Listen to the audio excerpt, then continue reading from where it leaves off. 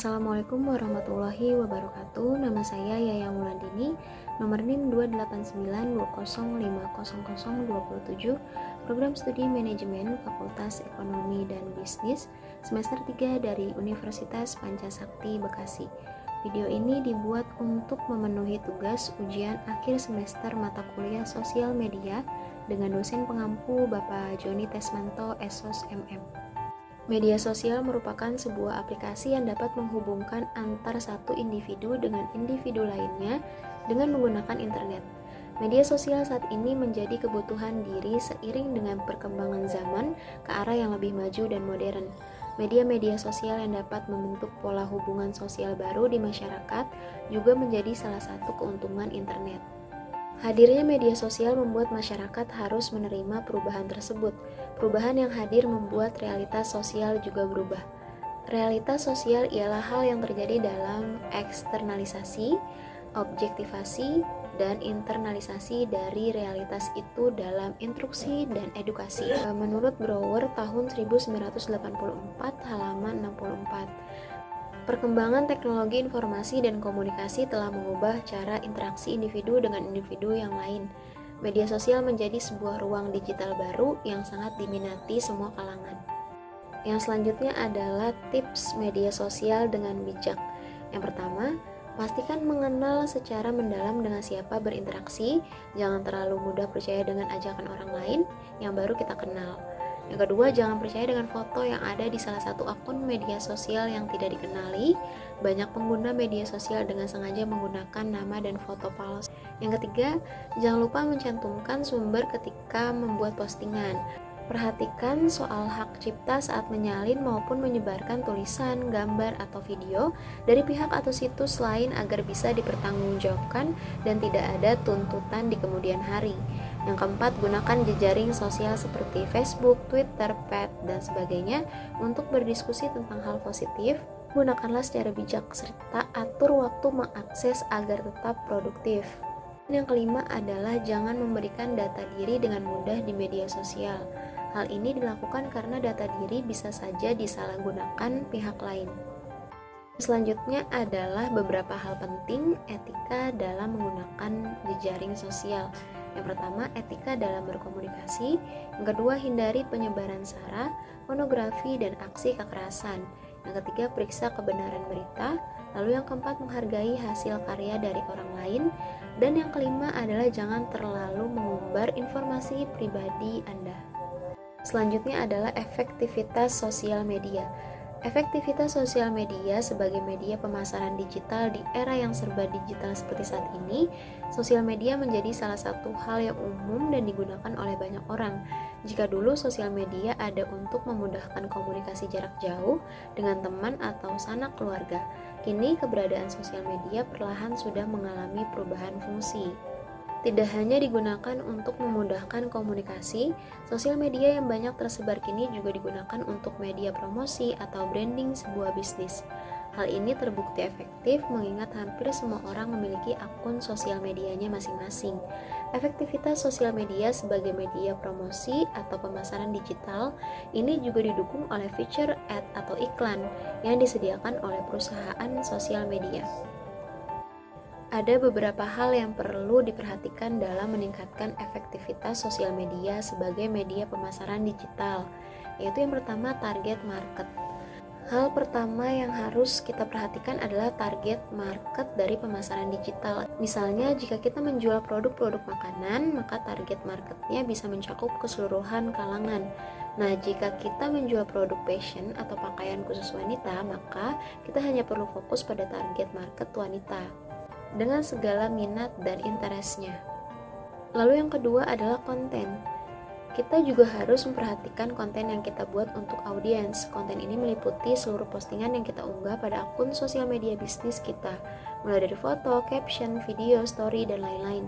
Karena bagaimanapun konten memiliki peran yang cukup penting dalam hal ini.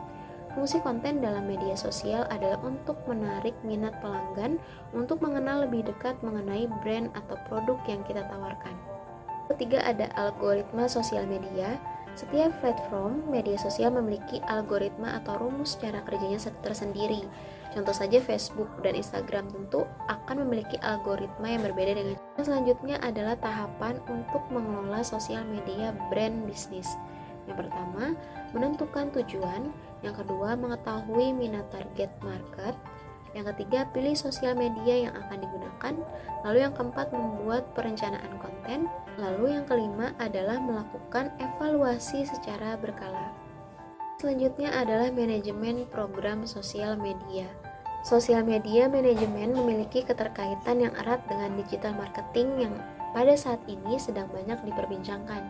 Penggunaan akun sosial media saat ini memang terus-menerus mengalami perbaharuan, sehingga mampu memberikan keuntungan tersendiri.